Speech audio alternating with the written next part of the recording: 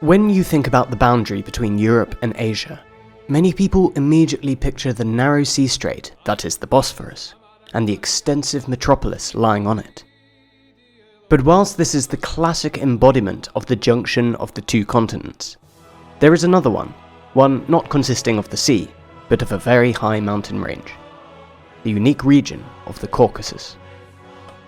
The Caucasus is a curious melting pot of cultures, and even today when you visit it, as one of our writers did a couple of years ago, it feels both familiar and distant from Western European mentality and culture. So today we are talking about the medieval Caucasus and its depiction in Crusader Kings III later start date.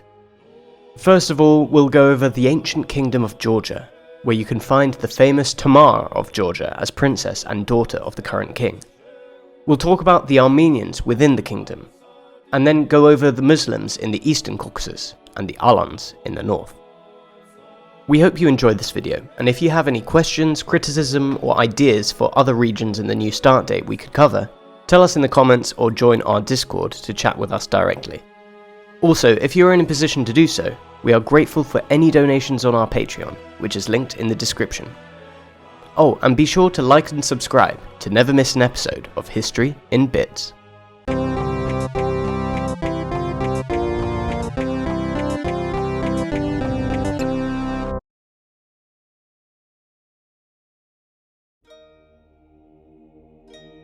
The most prominent realm in Crusader Kings' 1178 Caucasus is of course the Kingdom of Georgia, lying on a pretty similar location as today's country of Georgia, on the easternmost end of the Black Sea.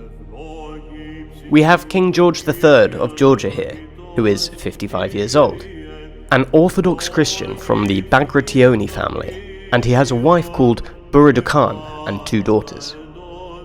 While these basic facts are pretty accurate, we're missing hints to an important civil war that should have taken place from 1177 to 1178, so it would have been concluded just a few months before the start date, when a rebellious faction of nobles tried to place King George's nephew on the throne.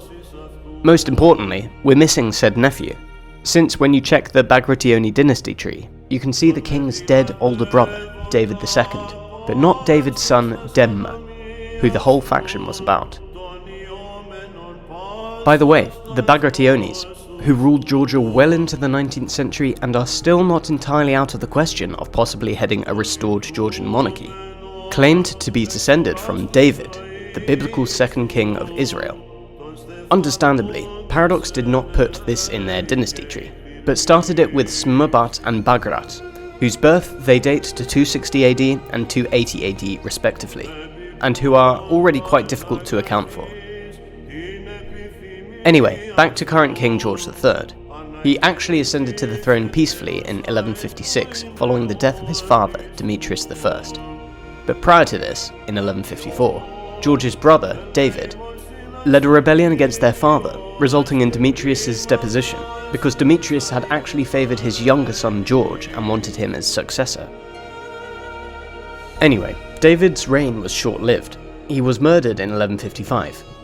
Paving the way for George III's succession after a brief interregnum of their father Demetrius, who had returned from his exile in a monastery to lead the country for another year or so.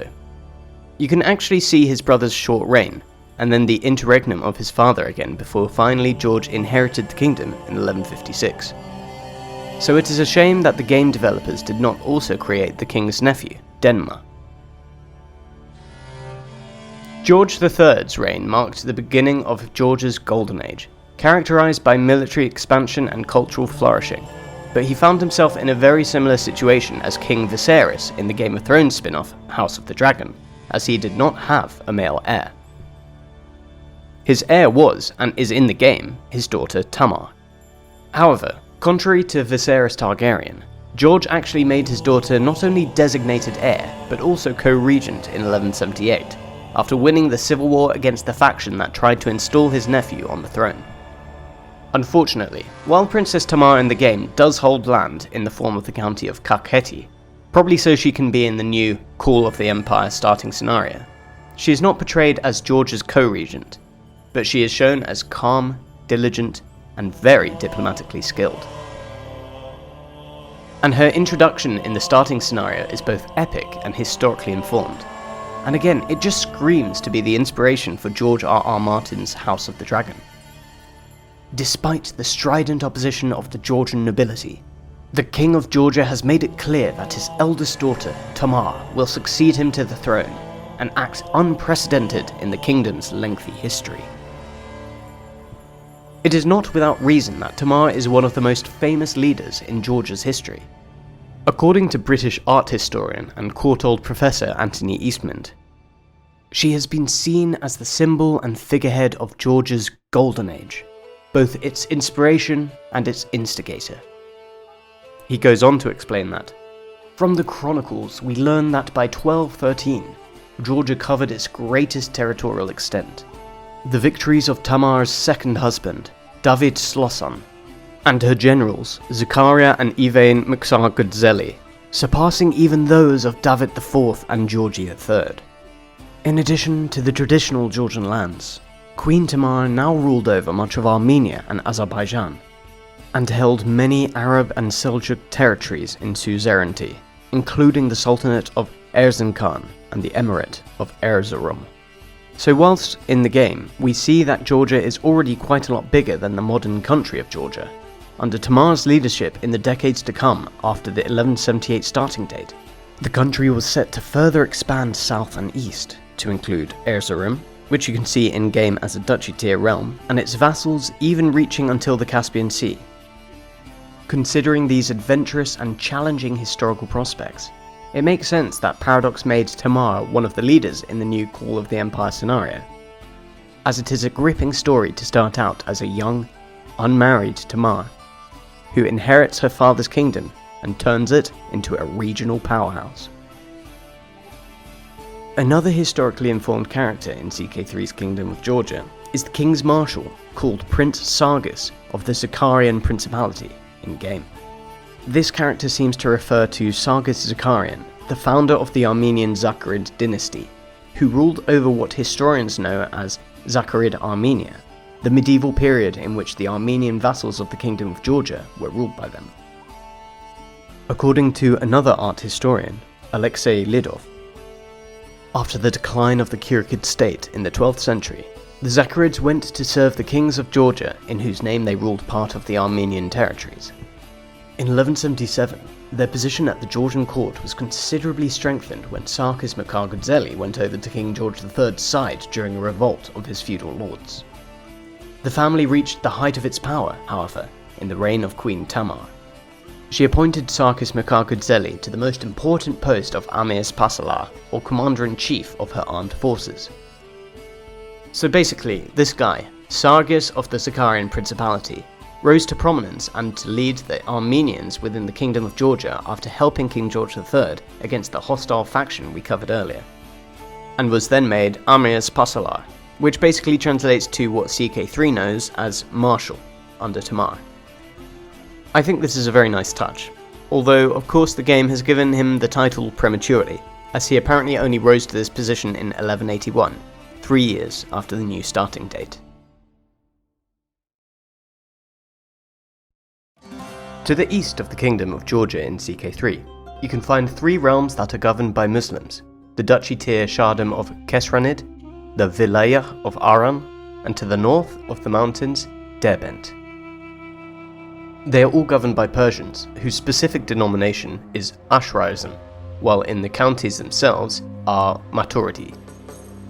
Both of these are actually Sunni schools of theology, but they differ slightly in their approaches to reason and divine attributes. Maturidism, founded by Abu Mansur al-Maturidi, has an emphasis on the use of reason alongside revelation to understand God's will, allowing for a more rational interpretation of Islamic beliefs. Asharism, on the other hand, tends to rely more heavily on revelation and divine will, arguing that human reason is limited and should not contradict religious texts, even if they seem illogical to us.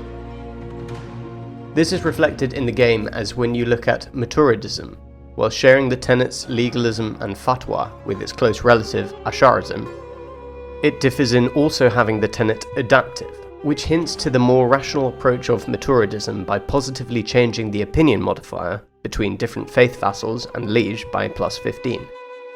The game comments this tenet with, "Dogmatic adherence to old restrictions only harms the faithful. As long as we stay true to the core beliefs of our faith, we may adapt our laws to the world around us," which summarizes this difference pretty well. Coming back to the Muslim CK3 characters in what was back then known as Sharvān and is today the country of Azerbaijan, the rulers of Khesranid and Aran, Aksitan and Farrukhzad, are shown as brothers, with their father, Manuchehr, having ruled over the entire de jure duchy of Khesranid, and their mother being a Georgian princess, also called Tamar. In fact, she was the grandma of the famous Tamar we already talked about. So these two brothers are basically born out of a marriage between High Georgian and Shirvanshah nobility, and thus also have an unpressed claim on the Kingdom of Georgia. Regarding historical accuracy, we can say with some certainty that all of these characters existed, and that while their father was Shirvanshah, their mother was a Georgian princess.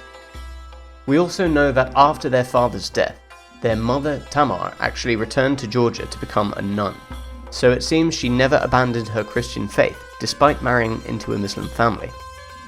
What is also accurate is the ruling family's depiction as Persian. In fact, their family name was derived from the legendary Persian king Kai Khosrow, which emphasized a shift in naming traditions from Arabic to Persian. This was part of an effort by the Shirvanshah to break with the Arab origins and associate themselves more closely with ancient Persia. One kind of problematic thing is the younger brother, Farrukhzad, being portrayed as an independent ruler.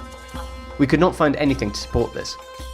We only know from an inscription dated to the early 13th century that he was Shirvanshah, so it is likely he succeeded his older brother at some point after the 1178 start date.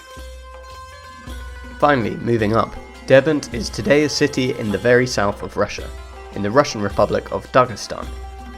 It still has a Muslim majority, and is historically most well known for the ancient Persian fortress of Narinkala, which aimed to fortify the northern boundaries of ancient Persia along the Caspian Sea. We could not find much about Derbent's ruler in the game, Vali Begbar. Apparently his mother was also a Georgian princess though, more specifically a sister of contemporary King George III. But unfortunately Begbar is not even shown to have a mother in-game. So it seems like it was all the hype in the high medieval Caucasus to let your sons marry daughters of the Georgian royal family, even for the Muslim rulers in the area. Finally, let's move to the northern part of the Caucasus, on the other side of the highest peaks of the Caucasus Mountains. The High Chieftain of Alania, a duchy-tier realm in the game, represents the medieval kingdom of the Alans, a people also of Iranian origin. They became independent from the Khazars, who we already covered in a previous video, in the late 9th century, and Christianized in the late 10th century, meaning that their depiction in the game as Orthodox Christians is probably correct. The Alans in the 11th and 12th century flourished as a hub of trade and culture, with significant interactions with Byzantium, Kievan Rus, and other neighbouring states. Their kingdom became known for its strong military, especially its skilled cavalry. In the 13th century, after the Mongol invasions, the Alans lost their political independence and were absorbed into the larger Khanate of the Golden Horde.